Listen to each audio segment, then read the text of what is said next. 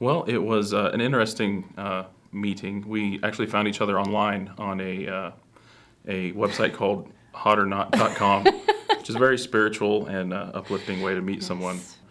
So we emailed back and forth for a few weeks and then met each other and then sort of took off from there. When we first started dating, I actually told him that we would never be anything more than friends. Well, when we first met, that we would never be anything more than friends. It was about 4 months, actually, when we started dating, that we realized that we were meant to be.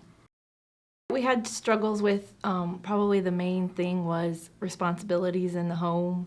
I had expectations they were unspoken. I just thought that he should know that I wanted him to take out the trash. I wanted him to want to take out the trash. So about 5.5 years ago, we had our first child, Molly, and we decided that we wanted Dawnell to stay home, which meant I had graduated by that point, and I had a job in Springfield, but it wasn't enough to support both of us, so I had to sort of look someplace else. We completely switched our roles as far as who was providing, because she had been the primary earner. Now she was staying at home. We had also added a child to the mix, and then we had moved away from basically our core support groups. And then on top of that, we had a pretty limited budget as far as housing goes, and so we ended up buying a repossessed home. So now we added a remodel on top of everything else just to make it, challenging. In the midst of all those things, I turned my focus to, getting into a new job and trying to prove myself in the office and making sure that, I was, valued there. And the way I justified it was, I'm providing for the home. It turns out that, a man's responsibility to his home is more than, paying the mortgage and making sure the lights are on. There's a lot more that goes into it than that. We were more like roommates than married.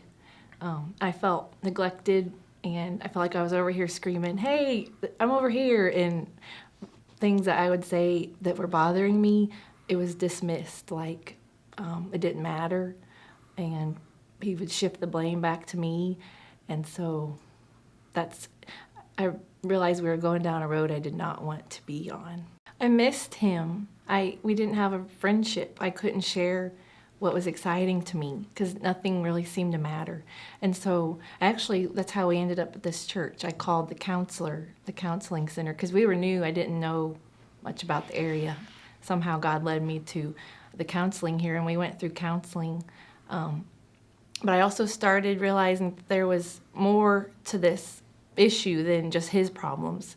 And so I went to a Bible study about God's design for marriage and realized there was a whole lot of things I needed to be working on that had nothing to do with what he was doing. It actually took a separation that woke me up, and it was short. It was 3 or 4 days, but there were 3 or 4 days in there that we didn't speak at all. So there I am, at home alone with a long weekend, and I didn't know what to do. Like, I didn't know how to fix this. I didn't know how in my own power to fix this.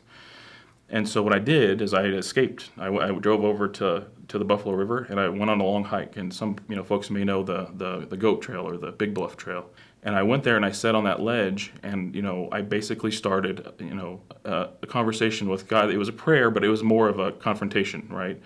And as I sat there on the side of that cliff, a storm came blowing through, a pretty powerful storm. And as I made my way back up the 2.5 miles or whatever it is to the trailhead, that storm grew more and more intense, and so did my conversation with God. I've never heard God, but I had a conversation with him, and he speaks in thunder and lightning. Because on the top of that hill, the thunder was clapping so close that the shrubs on the ground that were covered in rain, when the thunder clapped, the rain would shake off of them. That's how close that it was. And the trees were bending. And it was a good 2-mile conversation, filled with tears. And eventually what happened, as always happens, is I finally got to the point where I could break. And I could let it go and realize that if I'm going to be the man that I need to be in my marriage, then I have to put her first. I took her to the same path, and we hiked it again. And we sat out there on that ledge, and we talked. And we talked through those things that needed to change. And that takes humility for me to say, okay, I wasn't doing it right. And I think that's the posture that you have to have in a relationship, particularly the marriage relationship. You have to bring a posture of humility to it. So there's practical things like doing that weekly date night or doing that quarterly, escape, that getaway thing that you do. But probably the most powerful thing is just to pray together. Because when you're, holding hands, laying in bed or however you pray, that is two people, who are one, right? But now we're spiritually one, connecting with our spiritual Father. And that is really powerful ground. Because that keeps my heart soft. We do still argue. We have disagreements, but they last a fraction. 30 minutes as opposed to 30 days, we'll realize quickly that, you know what, this isn't the way we want to go. We're on the same team. Don't give up. Allow God to work, because not only are you cheating yourself out of that growth, you're cheating your husband and your children. Divorce affects generations. It's not just you. Divorce is not an option, and don't give up. Allow God to work. Allow God to change you. I'm a better person because of what we've gone through.